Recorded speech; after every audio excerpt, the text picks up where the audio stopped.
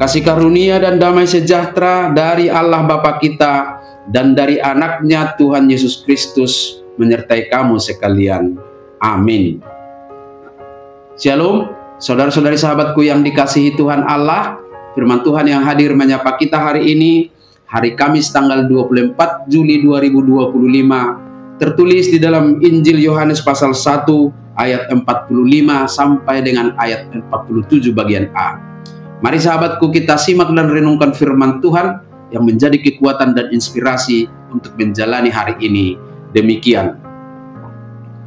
Filipus bertemu dengan Nathanael dan berkata kepadanya, "Kami telah menemukan Dia yang disebut oleh Musa dalam kitab Taurat dan oleh para nabi, yaitu Yesus anak Yusuf dari Nazaret." Kata Nathanael kepadanya, "Mungkinkah sesuatu yang baik datang dari Nazaret?" Kata Filipus kepadanya, "Mari dan lihatlah." Dapat si Filipus masih Nathanael jadi didok madok ibana. Nunga jupang hami ibana na didok ni si Musa di surat patiki. Jala na pinabuha ni akka panurerangi. Ima Jesus anak ni si Joseph, nasian huta Nazaret. Dungi didok si Nathanael mamadok ibana. Tung tarbahem maro na denggan sian huta Nazaret. Jadi didok si Filipus ma romaho marnida. Demikian firman Tuhan. Sahabat renungan harian, saudara-saudariku di dalam nama Tuhan Yesus, pernahkah saudara mendengar kabar yang baik tetapi langsung merasa skeptis, seakan-akan bahwa kabar baik itu tidak mungkin? Atau mungkin pernah meremehkan seseorang atau sesuatu hanya karena mengetahui latar belakangnya? Kisah Filipus dan Nathanael dalam Injil Yohanes ini mengingatkan kita pada kecenderungan manusiawi itu. Filipus yang baru saja mengikuti Yesus sangat antusias membagikan kabar baik itu kepada temannya Nathanael.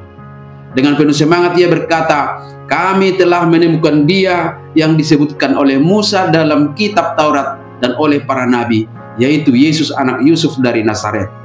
Sebuah kabar yang sangat menggembirakan, sebuah realisasi janji Tuhan tentang Mesias yang telah lama dinantikan. Namun reaksi Nathanael justru penuh keraguan, bahkan dia mencibir. Mungkinkah sesuatu yang baik datang dari Nazaret? Bagi Nathanael, Nazaret yang hanya sebuah kota kecil, tidak terlalu penting, tidak memiliki reputasi istimewa dalam tradisi Yahudi untuk dipercaya sebagai tempat asal Mesias. Oleh karena itu bagi Nathanael, gagasan bahwa sang Mesias berasal dari Nazaret terdengar sangat konyol, bahkan tidak masuk akal. Inilah bukti sikap banyak orang yang selalu berprasangka buruk, yang membutakan mata hati pada kebenaran. Banyak orang, dan mungkin kita adalah salah satu di antaranya, yang cenderung menilai semua berdasarkan informasi yang dangkal atau stereotip yang ada di masyarakat. Sama seperti Nathanael yang memiliki pandangan yang sudah terbentuk tentang bagaimana Mesias seharusnya datang dan dari mana dia berasal. Namun berbeda dengan Filipus, dia tidak terpancing oleh skeptisme Nathanael. Ia tidak berdebat atau mencoba meyakinkan dengan argumen teologis yang panjang. Ia hanya memberikan undangan yang sederhana namun mendalam. Mari dan lihatlah. Sikap Filipus inilah yang menjadi teladan bagi kita hari ini.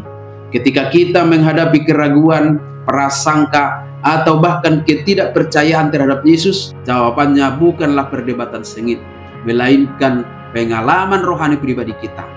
Kita tidak bisa mengenal Yesus hanya dengan cerita orang lain atau dari prasangka yang kita miliki. Kita harus datang dan melihatnya sendiri. Kalimat "mari dan lihatlah" itu artinya jangan biarkan prasangka atau stereotip menghalangi kita untuk melihat kebaikan dan kebenaran, terutama tentang Yesus. Luangkan waktu untuk membaca Alkitab, berdoa, dan membuka hati baginya.